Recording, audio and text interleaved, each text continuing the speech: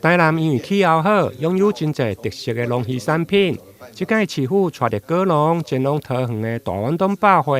贩售的，除了有当季的果品、甲农特产，包括旺来、哈密瓜、蜜枣，甲伫火龙果等。另外，还有南西的梅仔，会用来做成侪种的食法，以及后壁区的洋香瓜等。我们今天有很多的台南好物及农产加工品，通通来这边跟桃园最优质的消费者来见面。那因为这次我们以台南的一些果品来讲，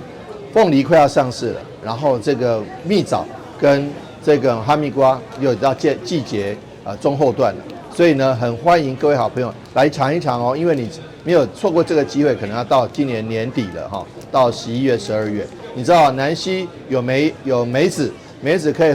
可以做梅酒，可以吃梅子鸡，然后可以吃这个梅子鲜果，很多的好各种的吃法，包括生鲜的生吃